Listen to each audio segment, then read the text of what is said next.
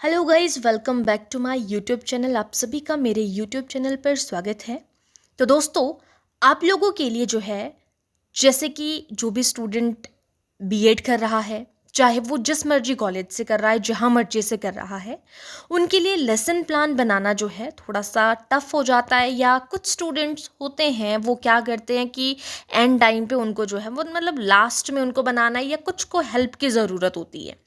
ठीक है, तो उसी के रिगार्डिंग जो है आप लोगों के लिए लेसन प्लान जो है वो लेकर आई हूँ। और ये जो आपका यहाँ पे लेसन प्लान रहने वाला है, ये हमारे पास जो है वो फिज़िकल साइंस से रिलेटेड रहेगा। फिज़िकल साइंस यानी कि भौतिक विज्ञान के बारे में हम बात कर रहे हैं। और आज हम जो है वो फर्स्ट लेसन प्लान के रिगार्डिंग यहाँ पे बात करेंगे। ठीक है, तो लेसन प्लान में सबसे पहले देखो क्या चीज़ इंपॉर्टेंट होती है। सबसे पहले हमारा जो भी नाम है या रोल नंबर है, क्या दिनांक है, कौन सी डेट है, क्या विषय है, यानी कि जो मेन है फिजिकल साइंस का है। साइंस के अंदर जो है फिजिकल साइंस, लाइफ साइंस है ना, तो ये सारी चीज़ें आती हैं। उसके अलावा जो है वो आपकी कौन सी क्लास का आप ये लेसन प्लान बना रहे हो, टाइम आपके पास क्या है। ठीक है, तो ये माइक्रो मैक्रो दोनों के लिए इम्पॉर्टेंट है। आप यहाँ पे अगर आप मैक्रो टीचिंग के लिए बना रहे हो तो आपका जो है वो 30 से 35 मिनट का बनेगा। और लेकिन अगर आप जो है वो माइक्रो के लिए बना रहे हो तो वो 4 से 5 मिनट का कम से कम बनता है। इसी चीज़ को छोटा करके भी हम माइक्रो के लिए उसको प्रिपेयर कर सकते हैं, और मैक्रो के लिए तो आपका ये पूरे का पूरा लेसन प्लान जो है वो बन सकता है। ठीक है, आगे सबसे पहले मैंने आपको बता दिया कि यहाँ पे डिटेल डालेंगे। फिर उसके बाद हमारा जो है वो उपविषय क्या है। अब अलग अलग कॉलेज का ये सिस्टम रहता है कि आप विषय के साथ उपविषय ऐड कर सकते हो, या आपका जो पैटर्न है। अब ये जो लेसन को इंट्रोड्यूस तो टीचर ही करता है, आपको जिस तरीके का पैटर्न उन्होंने बोला होगा आप वो चीज़ करोगे। फिर उसके बाद शिक्षण बिंदु आप लोगों को पता होनी चाहिए। तो हम यहाँ पे ऊष्मा के बारे में, उसका मात्रक क्या है, ऊष्मा के चालक के बारे में, ऊष्मा रोधी के बारे में बात करेंगे।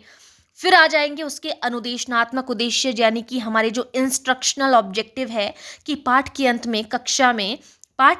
में कक्षा में विद्यार्थी इस योग्य होंगे कि क्या क्या चीज़ करने को, यानी कि ये आपके अकॉर्डिंग है, आपको टीचर ने यहाँ पे क्या लाइन लिखवाई है।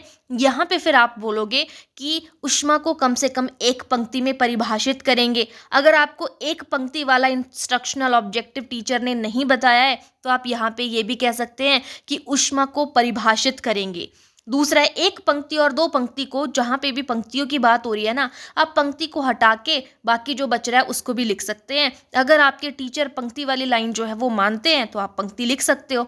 ठीक है, तो दूसरा हम बोल सकते हैं कि ऊष्मा के मात्रक का अर्थ स्पष्ट करेंगे, ऊष्मा के एसआई मात्रक का प्रत्यास्मरण करेंगे, ऊष्मा चालक को कम से कम जो है दो पंक्तियों में कथनबद्ध करेंगे, या फिर ऊष्मा चालक को कथनबद्ध करेंगे। ठीक है, जो चेंज करके भी बन सकती है वो भी मैं आपको यहाँ पे बता रही हूँ। फिर उसके बाद अब आपके टीचर ने क्या कहा है कि आपको 5 बनाने हैं, यहाँ पे 5 से ज़्यादा इंस्ट्रक्शनल ऑब्जेक्टिव है तो आप छोटा कर सकते हो लेसन प्लान को। फिर ऊष्मा रोधी की यहाँ पे व्याख्या करेंगे, है ना, और ऊष्मा चालक और ऊष्मा रोधी के बीच अंतर स्पष्ट करेंगे, दैनिक जीवन में ऊष्मा के प्रभाव को व्यक्त करेंगे। ये हो गई इंस्ट्रक्शनल ऑब्जेक्टिव। उसके बाद आ जाएगा शिक्षण सहायक सामग्री। हमारा जो टीचिंग लर्निंग मटेरियल है, आप कौन कौन सी चीज़ों का यूज़ कर रहे हो, चार्ट है, चौक है, श्यामपट्ट है, कई बार यहाँ पे संकेतक भी होता है जिसको पॉइंटर बोलते हैं। ठीक है, फिर हम प्रस्तावना के बारे में बात करेंगे। फिर प्रस्तावना है हमारे पास जो पीके टेस्टिंग है ना, तो छात्र अध्यापिका अपने उपविषय के प्रस्तावित हेतु छात्रों से पूर्व ज्ञान संबंधित जो है वो निम्नलिखित प्रश्न पूछेगी।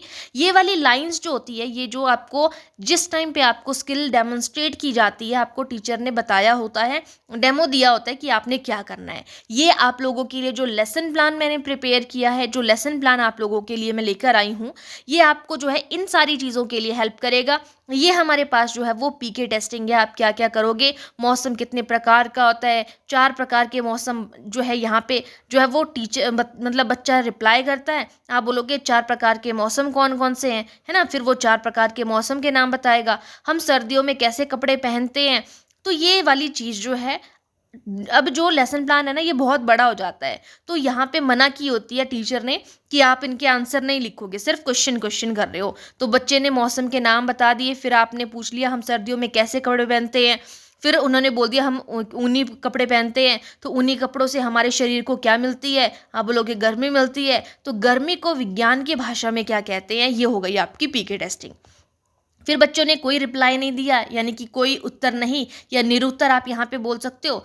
फिर उसके बाद आ जाती है हमारे पास उपविषय की घोषणा, यानी कि अंतिम प्रश्न का संभावित उत्तर न मिलने पर जो छात्र, अध्यापक या अध्यापिका है, आप अपने अकॉर्डिंग लिख सकते हो कि आप किसके लिए लिख रहे हो, तो वो जो है यहाँ पे घोषणा करेगी। और यहाँ पर हमें थोड़ा सा लिखना होता है कि जो उन्होंने बोला है कि गर्मी को विज्ञान की भाषा में ऊष्मा कहते हैं, जिसके कारण गर्माहट का अनुभव होता है। तो बच्चों, आज हम ऊष्मा के बारे में विस्तार पूर्वक पढ़ेंगे। फिर आ जाती है हमारे पास प्रस्तुतिकरण। अब हम जो है वो लेसन को यहाँ पे प्रस्तुत करेंगे, प्रेजेंटेशन जैसे कहेंगे हम इंग्लिश में, ठीक है। तो यहाँ पे अपने उपविषय को निम्न प्रकार से प्रस्तुत करेगी।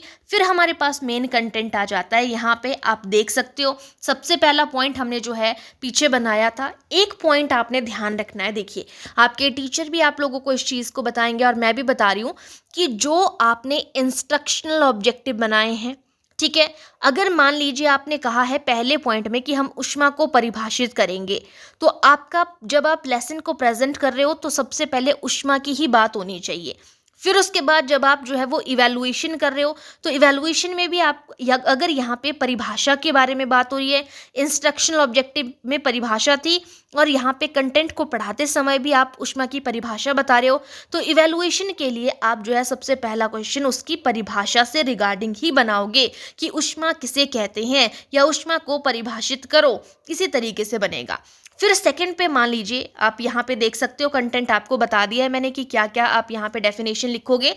फिर दूसरा इंस्ट्रक्शनल ऑब्जेक्टिव अगर हमने बनाया हुआ है, ये चीज़ ध्यान रखिएगा, अगर मैं आप लोगों को इंस्ट्रक्शनल ऑब्जेक्टिव जो भी दे रही हूँ, अगर वो थोड़ा आगे पीछे भी है, तो आपने लेसन को उस तरीके से ही करना है, ठीक है। यही चीज़ आपके टीचर जो है, जब आपका लेसन प्लान फाइनल होते हैं तो आपकी चीज़ें चेक होती हैं। तो दूसरा हमने क्या कहा, यहाँ पे इंस्ट्रक्शनल ऑब्जेक्टिव है ऊष्मा का मात्रक दूसरा, तो वही मैंने यहाँ पे प्रेजेंटेशन में भी कहा और वही आपका लास्ट में इवैल्यूएशन में भी क्वेश्चन होना चाहिए, ठीक है। तो ये आपका आ गया यहाँ पे ऊष्मा का मात्रक क्या होता है, जूल होता है, ठीक है। ये आपके पास यहाँ पे रहा सेकंड।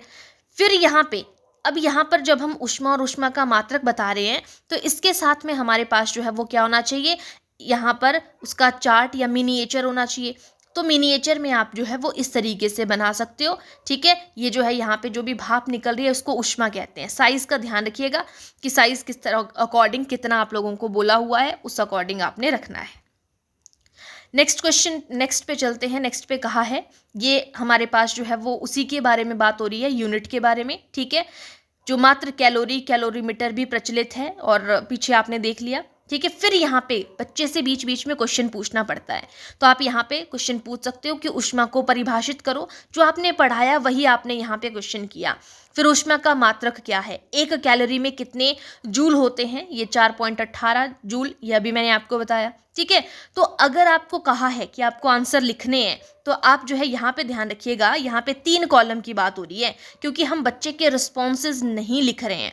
तो आपको जो फॉर्मेट बताया होगा, ये सिर्फ आपको एक छोटी सी हेल्प है। मैं डिट्टो आपका जैसे कॉलेज में आपका फॉर्मेट है, मैं वो पैटर्न नहीं बता रही हूँ, क्योंकि वो चीज़ आपको खुद से करनी है। यहाँ पे कंटेंट आप लोगों को दिया जा रहा है, ठीक है, तो वो मैंने यहाँ पे बता दिया। अगर आपको कहा गया है कि आपने जो है वो छात्र अध्यापिका वाला कॉलम जो है वो छात्र के रिस्पॉन्स वाला कॉलम भी लिखना है कि छात्र क्या कह रहे हैं, तो वो चीज़ आप यहाँ पर जो है वो ऐड कर सकते हो। यहाँ पर बनता है वो कॉलम इसके बाद, ठीक है। तो यहाँ पर उसके रिस्पॉन्सेज लिखे जाते हैं। फिर आ जाते हैं ऊष्मा चालक। ऊष्मा चालक क्या है, ऊष्मा चालक को ऊष्मा सुचालक के नाम से भी जाना जाता है। तो जिन पदार्थों से ऊष्मा जो है वो आसानी से जो है वो पास होती है, उसे क्या कहा जाता है, ऊष्मा का सुचालक। जैसे लोहा और तांबा इसका एग्जाम्पल है, ठीक है। सेम पैटर्न का आपने ध्यान रखना है। फिर उसके बाद ऊष्मा रोधी के बारे में हम यहाँ पे बात करेंगे कि ऊष्मा रोधी क्या है। ये जो है हमारे पास ऊष्मा रोधी की डेफिनेशन है। फिर यहाँ पे अगेन जो है वो बच्चे से क्वेश्चन पूछा जाएगा, ठीक है। और ये जो है क्वेश्चन है कि ऊष्मा चालक क्या है, उदाहरण क्या है ना, और ऊष्मा कुचालक के उदाहरण बताएं। जो जो पढ़ाया है उसी के ऊपर हमने यहाँ पे क्वेश्चन पूछ लिए। आपको 1 क्वेश्चन पूछना है, 2 क्वेश्चन पूछना है, पूरे लेसन प्लान में कितने आपको क्वेश्चन पूछने के लिए कहा है आपके टीचर ने, उस अकॉर्डिंग करेंगे। फिर हमने जो है यहाँ पे देखिए, जो हमारा डिफरेंस था वो हमने नहीं बताया है, है ना। आप बता सकते हो अगर आपने इंस्ट्रक्शनल ऑब्जेक्टिव बनाया है। वैसे तो 5 आपको इंस्ट्रक्शनल ऑब्जेक्टिव बनाने को कहा जाता है, तो आप अगर 5 इंस्ट्रक्शनल ऑब्जेक्टिव में अगर आप इतना सा भी लिख लोगे, सबसे पहले ऊष्मा की परिभाषा, सेकंड पे हमने यूनिट कहा, और तीसरे पे हमने जो है उसके एसआई मात्रक की बात कर ली, और चौथे में हमने ऊष्मा चालक कि हमने जो है वो उसको कथनबद्ध करने के लिए कहा कि ऊष्मा चालक क्या है, ऊष्मा रोधी क्या है, उतना ही काफ़ी है। उसके बाद आपको ना अंतर स्पष्ट करने की ज़रूरत पड़ेगी और ना ही जो ये यहाँ पे दैनिक जीवन में ऊष्मा का प्रभाव है ये लिखने की ज़रूरत पड़ेगी, है ना। तो ये आप अपने अकॉर्डिंग जो है वो बना सकते हो कि आपको कितने इंस्ट्रक्शनल ऑब्जेक्टिव बनाने हैं। इतने आप लोग हो कैपेबल कि आप आसानी से जो है वो बाकी चीज़ें देख सकते हो। कंटेंट आपके पास बुक्स नहीं है, क्या कंटेंट बनाऊं, क्या मैं यहाँ पे लिखूं छात्र अध्यापिका वाले कॉलम पे, है ना, छात्र जो शिक्षण अधिगम प्रक्रिया यानी कि ये बनानी है मुझे, ठीक है। छात्र अध्यापिका की क्रियाएं यहाँ पे आती हैं, अलग अलग जो जगह का है वो अलग अलग सिस्टम होता है इन लाइंस के लिए। लेकिन मेरा मकसद है इस वीडियो को लाने का कि आपको जो है वो बुक्स अगर नहीं मिल रही हैं, कंटेंट समझ में नहीं आ रहा है कि क्या बनाया जाए, किस तरीके से जो है वो लेसन प्लान बनाया जाता है, तो वो चीज़ मैं यहाँ पे आपकी हेल्प कर रही हूँ। तो ये दैनिक जीवन में ऊष्मा का क्या प्रभाव है, ये चीज़ आपने यहाँ पे देखनी है कि रेल की पटरियों को जोड़ते समय उनके बीच कुछ जगह छोड़ी जाती है। क्यों?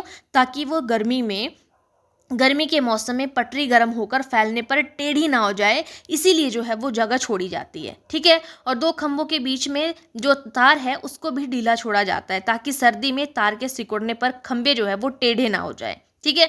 और आगे बोला है, दो फंसे हुए गिलास को निकालने के लिए उनको गर्म करते हैं ताकि गर्म होने पर गिलास में प्रसार हो और वह निकल सके। ये होता है दैनिक जीवन में ऊष्मा का प्रभाव, ठीक है।